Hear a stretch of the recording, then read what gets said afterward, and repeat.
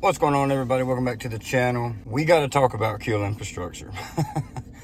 My oh my, do we got to talk about Keel infrastructure. So it is Friday, July 17th today, and pre-market right now, it's about 7:14 in the morning, and we're in the pre-market. And Keel infrastructure is at $3.81. Just a couple of weeks ago, we were at $7. Now, this isn't, I do want to start off by, prefacing, this isn't a Keel infrastructure specific thing. As we look at the broader markets, everything has sold off. I mean, absolutely everything. The S&P this morning is down over almost a whole percent. The momentum indexes are down over 2%. They were down 3% yesterday. So, they're down like 6% this week. CoreWeave, which is a Neo cloud, they're down almost under $70 when they were just at 120 2 weeks ago. Like, it's just a broader market deal, right? So, I don't want people to get freaked out just because, they see Keel dropping so much, even though Keel is going to drop way, way more because it's such a small name. But here's the thing, and here's how I'm looking at it. This, if your Keel thesis is still strong and you believe in what they're doing, this is an absolutely great opportunity. And I know for some people it's very hard to see right now because of all the blood and all the fear. But guys, let me tell you, this is a grade A opportunity if you're willing to take that risk. Because there's always the chance that Keel don't come back, right? There's always that chance that you're going to take that the stock don't come back. But if you have the same kind of conviction that I have, if you have the same kind of belief that I have towards Keel infrastructure, then this is a buying opportunity, baby. Let's buy this shit, baby. Yesterday I bought the dip. I bought it at, I think it was $3.96. So I am bringing my average price down, which is I'm super grateful for, because I did get in Keel late. I got in Keel when it was over $5, right? So now my cost average is back down to under $5, which is nice. Thinking about dabbling in some call options. We'll see. They're getting very, very cheap. I think you can buy a leap option for Keel right now for like $150, and you get control of 100 shares for that leap option. So that's something we could definitely take a look at. Just going back to the core thesis here is nothing's changed with Keel so far. They even come out yesterday with an announcement on their Sherbrooke property up in Quebec of how, they got approved for, I can't remember how many megawatts it was, like 95 megawatts. I'll have to look. But they got approved for that expansion up there in Sherbrooke in Quebec to transition some of the Bitcoin power over to their HPC AI power. So that's bullish, little small baby steps. Their earnings is right around the corner next month, and that's going to be a big telltale sign. And the good thing about this drop, heading into earnings, you don't want a stock at all-time highs heading into earnings, right? You just don't. So if we can see Keel staying under the $4 range or even around the $4 range heading into earnings, and we get some bullish news, could we see a good momentum swing up in the price of Keel infrastructure. But I want to get back to what I was saying about the broader market sell-off, right? We've seen the news come out the other day about them basically banning data centers in New York, which is absolutely insane. I don't understand why powers to be in New York just think they can. Well, they can. Apparently, they're just you can't build data centers out in New York. And don't they understand that these data centers create jobs for people? They create good stuff for the economy in that area, money-wise, job-wise. Don't they understand that these people are just going to fucking leave New York? There's so many other data center-friendly states in this country. You got Texas, you got Virginia, you got North Carolina, you got Pennsylvania. I mean, you have the data center alley on the east coast of the United States. And New York is going to do New York shit and say, look, you can't build data centers in New York. So absolutely stupid thing to do, in my opinion. Eventually, will it blow over and be a nothing burger? I think so, eventually. They said they were going to reevaluate it in a year, which to better understand it, right? So New York's just doing New York shit. But, that's another reason we see the Neo clouds and data center plays selling off. It's just the negative news, the broader tech sell-off. Chips have been selling off pretty hard. All the AI names are selling off pretty hard. And this is a good thing, right? Guys, over the past year, these markets have just skyrocketed up, basically in a straight line. You have companies up 400%. You have companies up over 500%. You have the S&P up over almost 20%. It's a healthy pullback. And I see a lot of people out here freaking out like, why are the markets falling? Oh, why are the markets falling? We can't go up in a straight line. I mean, you can, but then most of the time, history don't repeat itself, but it does rhyme quite often. 9 times out of 10, if a market goes up in a straight line abruptly for a long time, that shit's gonna fall hard. The shit is gonna fall hard, and it's gonna push a lot of people out. And another thing that I really think what is happening here, and this is my speculation, but I think it could be playing a huge factor with all this memory. With the memory and the AI run that we did see, and then you've seen a lot of these leverage plays popping up, right? You've seen a lot of the leverage ETFs on memory, on Micron, on all the AI names. I really think this is a leverage sell-off. I think a lot of it can be contributed to the flush out of leverage, right? This market got so over leveraged in this last bull market. When that shit starts happening, it's a big red flag in my opinion, right? It's a huge red flag because everybody's just blind to reality and they're just like, oh, market go up, let me get 3x leverage.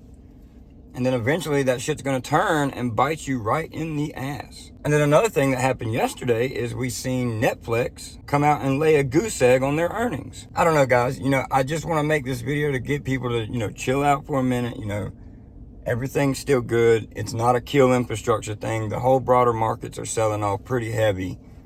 And look, if you're a long-term investor, this is an absolute gift, right? It's an opportunity to DCA. If you did buy high, it's an opportunity to bring your cost basis down on whatever you need to bring it down on. If that is down, like with Keel, I've dropped my cost basis by almost 50 cents.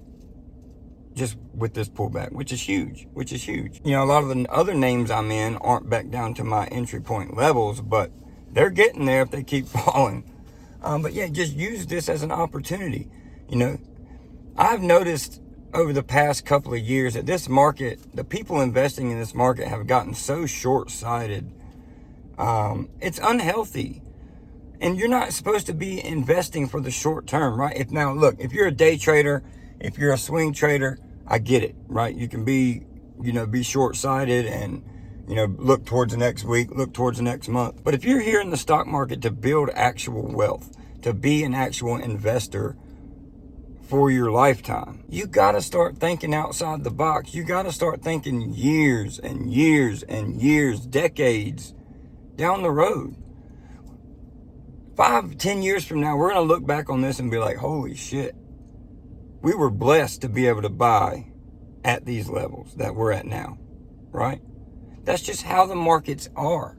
If you give them enough time, if you stay in the market for long enough, and you don't panic sell every time it falls, you're gonna look back 5-10 years from now and be like, holy man, what a time. I wish we could go back in time and buy at those levels again. You're gonna always say that to yourself. Like, a couple of years ago, we were like, damn, I wish we could have went back in time and got, bought these AI names before they ran. Damn, I wish I could have went back in time and bought Bitcoin at, 15K. Damn, I wish I could have went back in time and bought Ethereum at 500. That's just how the markets work. They're, over time, if you're in it long enough, you're going to look back and be like, damn, I bought at some good levels. That's just how it is. But the key is you can't blow up your cost basis by selling and then having to buy back higher. You need to be in investments that you have conviction in, that you're willing to hold, that you're willing to take a 20-30% drop on and continue to push money in the market and just have that conviction. Because if you invest with no conviction, you're going to be like all these other people out here that are out here screaming the sky is falling because the markets are going red. If those people just had conviction in what they were investing in, they wouldn't be worried.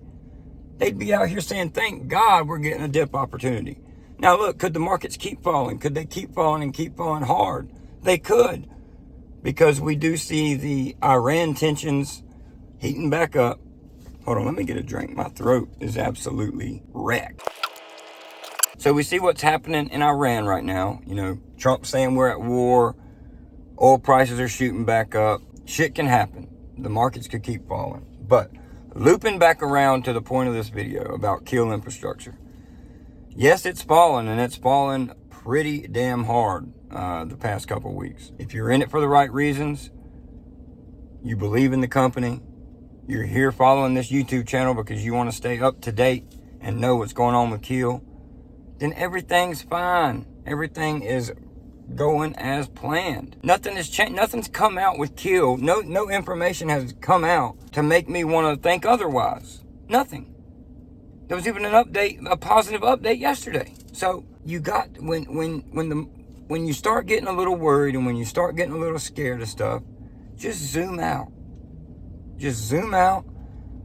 Look at the bigger picture and just think about your future self, right? If you're here investing for your future. Now, if you're a day trader or whatever, like I said earlier, do your thing. But if you're a long-term investor, just zoom out if you start getting shook.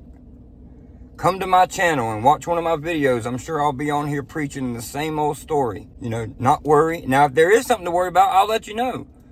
But as of right now, we're seeing a natural pullback in the market. It's a good thing. It's flushing out all this dirty ass leverage that we've picked up over the past, God knows how long this leverage has been building. Everything is fine. Your investments are fine. Yes, you might be seeing your portfolio number go down, but don't look at it. Just put that shit on recurring. Sit back, relax. Now, if you have a stock portfolio that you like to, dibble dabble in like I do, worry about that. Don't worry about your long-term portfolio right now. When the days are green, they're awesome. But when the days are red, you don't want to tempt yourself by opening that portfolio, seeing a big number fall, right? Because it can be scary. But at the end of the day, you just need to ask yourself, why did I start investing in the first place? And if your answer is for long-term wealth and for long-term wealth building, then you're fine. You're absolutely fine. If you have multiple years before you need that money, then what are you worried about anyway, right? Add more, buy more at these levels, buy more if it drops. And then those years down the road, you're going to be happy. Happy you did. Trust me. So, anyway, let me know down in the comments if you guys are picking up some Keel infrastructure at these levels. Are you waiting for it to drop more? Let me know how far y'all think it could go. I did just post my Keel infrastructure price prediction for 2026. Y'all go check that out if you want to. It's kind of shocking to where I think it could be by the end of 2026 and where it could also end up if it stays like this. So y'all be sure to go check that video out. I posted it yesterday. I will have another video dropping tomorrow, and kind of staying on the ball, trying to post daily and keep these videos coming. I really enjoy doing it. It's so fun. And, reading y'all's comments are very motivating. And, I just love seeing people do well. And I love seeing my videos help people and guide them in the right direction. If y'all ever have any questions about anything, please feel free to put them in the comments. And I'll, do all I can to point you in the right direction if I don't know the answer to it. But anyway, guys, don't worry about the markets. We'll see what it does today. But in the pre-markets, they're pretty bloody out here. If you're waiting on it, and if you're scared, don't do anything. Don't even look at the market, right? I know it's hard to, but just don't even worry about it. Let it play out. Next week's a new week. We'll see what happens. We'll see how today plays out, and we will go from there. Till next time, guys, I'll post a video tomorrow giving y'all an update on the weekly, recap of the markets. We'll see what happens today, and we'll be back for the next one. So do not panic sell your bags. Do not panic sell your bags. Stay safe. We'll see you on the next one.